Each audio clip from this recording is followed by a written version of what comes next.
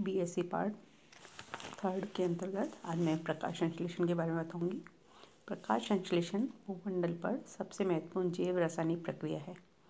यह केवल एकमात्र प्रक्रिया है जिसके द्वारा सजीवों में ऊर्जा का संग्रहण होता है तथा इस ऊर्जा के उपभोग पर समस्त सजीवों का अस्तित्व संभव होता है। यद्यपि कुछ जीवाणु ऐसे पदार्थों के ऑक्सीकरण से ऊर्जा प्राप्त करते हैं जो प्रकाश संश्लेषण के उत्पाद नहीं हैं, परंतु इनकी मात्रा नगण्य है। ऐसे जीवाणु रसायन संश्लेषित जीवाणु होते हैं। प्रकाश संश्लेषण क्रिया द्वारा हरे पादप प्रकाश ऊर्जा का भोजन अथवा रासायनिक ऊर्जा में परिवर्तन करते हैं। प्रकाश संश्लेषण एक ऑक्सीकरण अपचयन अभिक्रिया है जिसमें जल का निर्माण होता है। प्रकाश संश्लेषण के फलस्वरूप बने कार्बोहाइड्रेट पृथ्वी पर उपस्थित सभी सजीवों के लिए कार्बनिक पदार्थों का स्रोत है।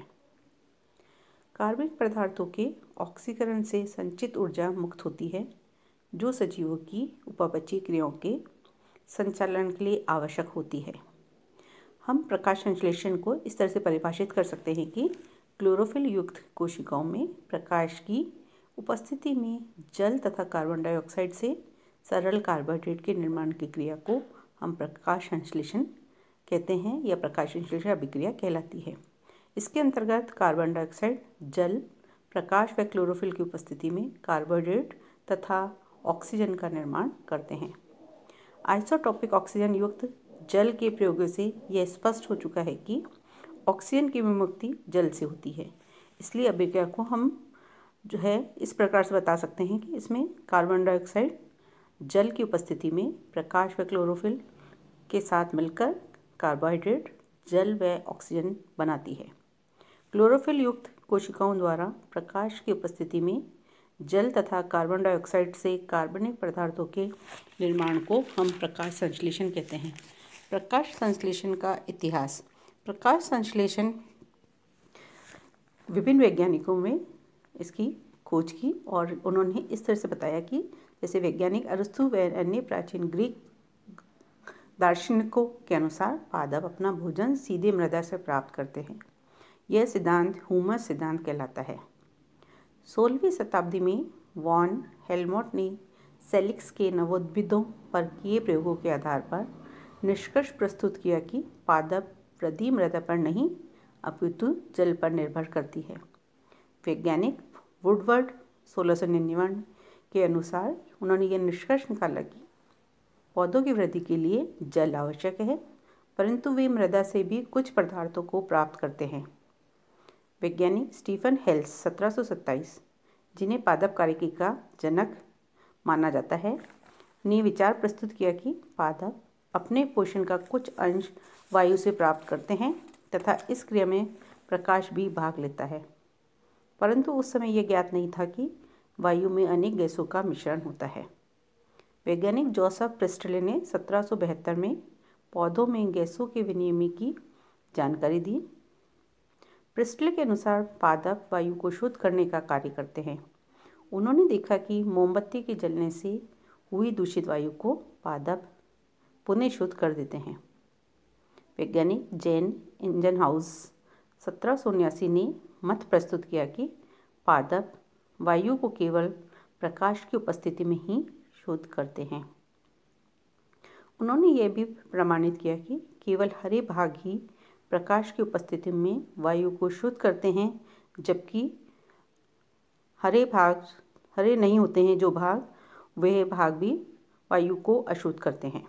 इस प्रकार सर्वप्रथम उन्होंने प्रकाश व क्लोरोफिल के प्रकाश संश्लेषण के महत्व को बताया। वैज्ञानिक जीन सेनिबियर 1782 ने प्रमाणित किया कि पौधों द्वारा शुद्ध वायु ऑक्सीजन का निर्माण अशुद्ध वायु कार्बन डाइऑक्साइड पर निर्भर करता है जो ये अवशोषित करते हैं। इस प्रकार प्रकाश संश्लेषण में दो गैसों की सहभागिता प्रमाणित हुई। वैज्ञानिक लेवोजियर ने 1782 में सेनिवियर का समर्थन किया तथा बताया कि ये गैसें कार्बन डाइऑक्साइड व ऑक्सीजन है। उन्होंने बताया कि अशुद्ध वायु में CO2 तथा शुद्ध वायु में ऑक्सीजन गैस होती है।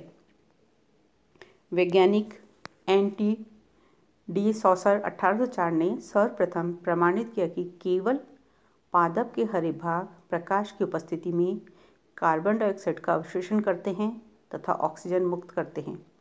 उन्होंने बताया कि पादप के शुष्क भार में वृद्धि तथा मुक्त ऑक्सीजन का भार अवशोषित की गई कार्बन डाइऑक्साइड के भार से अधिक होता है। पौधों को केवल वायु तथा जल उपलब्ध करवाया गया था, अतः यह निष्कर्ष निकाला गया कि प्रकाश संश्लेषण में जल भी भाग लेता है। उन्होंने ये भी बताया कि कार्बन डाइऑक्साइड तथा ऑक्सीजन का समान आयतन प्रकाश संश्लेषण में विनिर्मित होता है या प्रकाश संश्लेषण में काम में आता है। वैज्ञानिक पेलेटियर एंड केविंट्यू 1818 में हरे पादपों में क्लोरोफिल की खोज की तथा ड्यूट्रोशेट 1837 ने क्लोरोफिल के प्रकाश संश्लेषी संबंध को स्थापित किया। वैज्ञानिक सेच ने 1864 में प्रकाशमान क्लोरोप्लास्ट में स्टार्च निर्माण का अध्ययन किया तथा निष्कर्ष प्रस्तुत किया कि प्रकाश संश्लेषण का प्रथम दृश्य उत्पाद मंड या स्टार्च होता है। स्टार्च या अन्य कार्बोहाइड्रेट को निरूपित करता है CH2ON। एफ ब्लैकमेल ने 1905 में प्रकाश संश्लेषण एक प्रकाश रासायनिक अभिक्रिया के साथ साथ एक जैव रासायनिक अभिक्रिया भी है। प्रकाश रासायनिक अभिक्रिया के लिए प्रकाश की आवश्यकता होती है, जिसे प्रकाशीय अभिक्रिया या लाइट रिएक्शन भी कहते हैं, जबकि जैव रासायनिक अभिक्रिया के लिए प्रकाश की आवश्यकता नहीं होती है, इसे अप्रकाशिक अभिक्रिया कहते हैं। वैज्ञानिक CV वॉन नील 1930 में इन्होंने बताया कि प्रकाश संश्लेषण की प्रक्रिया हरे पादपों तथा कुछ जीवाणुओं में लगभग एक समान होती है। कुछ जीवाणु कार्बन डाइऑक्साइड को अपचयित करते हैं, परंतु ऑक्सीजन विमुक्त नहीं होती है। उन्होंने यह भी बताया कि कार्बन डाइऑक्साइड स्थिरीकरण तथा माध्यम में उपस्थित हाइड्रोजन दाता पदार्थ का ऑक्सीकरण साथ साथ होता है। ये पदार्थ जल की बजाय अन्य जैसे एल्कोहल, कार्बनिक अम्ल, आणविक हाइड्रोजन, थायोसल्फेट, हाइड्रोजन सल्फाइड आदि होते हैं। नील ने यह निष्कर्ष निकाला कि हरे पादपों में ऑक्सीजन की विमुक्ति कार्बन डाइऑक्साइड से ना होकर जल से होती है। रॉबिन हिल 1939 ने इसका समर्थन किया। उन्होंने बताया कि पृथक क्लोरोप्लास्ट जल तथा प्रकाश व उचित हाइड्रोजन ग्राही की उपस्थिति में ऑक्सीजन विमुक्त होती है, परंतु कार्बोहाइड्रेट का संश्लेषण नहीं होता है। हिल के प्रयोग से यह स्पष्ट हुआ कि ऑक्सीजन का विमोचन प्रकाशीय अभिक्रिया में होता है तथा ऑक्सीजन का स्रोत जल होता है। प्रकाशीय अभिक्रिया को हिल अभिक्रिया भी कहते हैं। वैज्ञानिक S रूबेन तथा M कॉमेन 1941 ने आइसोटॉपिक ऑक्सीजन के प्रयोग द्वारा यह प्रमाणित किया कि ऑक्सीजन की विमुक्ति जल से ही होती है। इसलिए प्रकाश संश्लेषण अभिक्रिया निम्न प्रकार से होती है, जो कि आपको इक्वेशंस में दिखाई दे रहा है। 1951 में ओकावा तथा विस्नेक ने हिल अभिक्रिया के दौरान NADP से NADPH के निर्माण की क्रिया को खोज की। उन्होंने पाया कि यह घटक इलेक्ट्रॉन ग्रहण NADPH में अपचयित हो जाता है। यह कारक कार्बन डाइऑक्साइड को अपचयित करने में सक्षम होता है। डेनियन ऑर्नन 1954 ने प्रकाशीय फॉस्फोरिलेशन की खोज की। उन्होंने पाया कि पृथक क्लोरोप्लास्ट में ATP संश्लेषण केवल प्रकाश की उपस्थिति में होता है तथा इस प्रक्रिया को प्रकाशीय फॉस्फोरिलीकरण के नाम से जाना जाने लगा। इस प्रकार प्रकाशीय अभिक्रिया में ATP तथा NADPH के रूप में ऊर्जा का निर्माण होता है तथा इस ऊर्जा का उपयोग कार्बन डाइऑक्साइड की कार्बोहाइड्रेट में अपचयित करने में होता है। केल्विन ने 1955 में CO2 कार्बन डाइऑक्साइड अपचयन की क्रियाविधि की खोज की। उनके अनुसार कार्बन डाइऑक्साइड का अपचयन या स्थिरीकरण चक्रीय क्रम में होता है। इसके खोजकर्ता के नाम पर इस चक्र को केल्विन चक्र कहते हैं। कौशिक व सहयोगी 1965 ने गन्ने में कार्बन डाइऑक्साइड स्थिरीकरण के फलस्वरूप C4 डाइकार्बोक्सिलिक अम्ल के निर्माण की खोज की थी।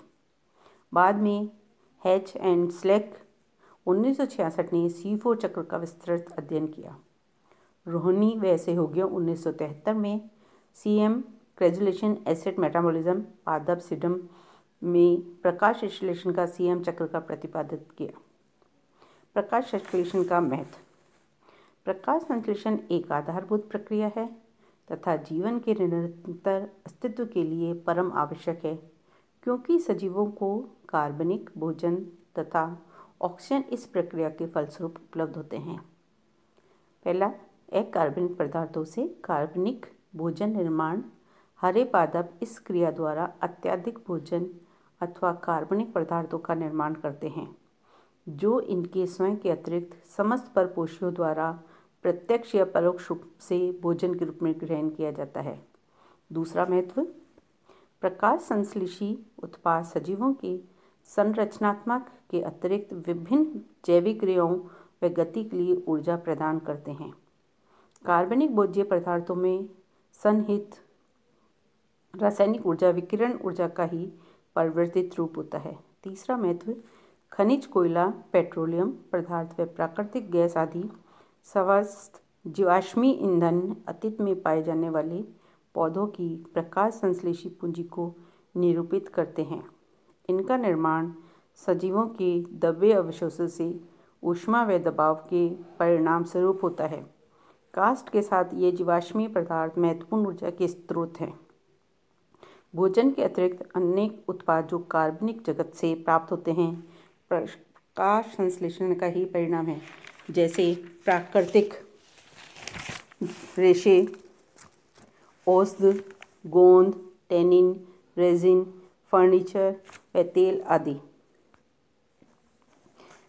पांचवा महत्व, सजीवों की श्वसन क्रिया में निरंतर ऑक्सीजन का उपभोग व कार्बन डाइऑक्साइड का निकास होता है। कार्बनिक पदार्थों के दहन से भी भारी मात्रा में कार्बन डाइऑक्साइड का उत्पादन होता है। कार्बन डाइऑक्साइड की वायुमंडल में अधिक सांद्रता विषाक्त या जहरीली होती है, परंतु प्रकाश संश्लेषण क्रिया में निरंतर कार्बन डाइऑक्साइड का उपभोग होता है तथा ऑक्सीजन विमुक्त होती रहती है, जिसके परिणाम स्वरूप इन गैसों की सांद्रता वायुमंडल में स्थिर बनी रहती है, जिससे वातावरण सजीवों के अनुकूल बना रहता है।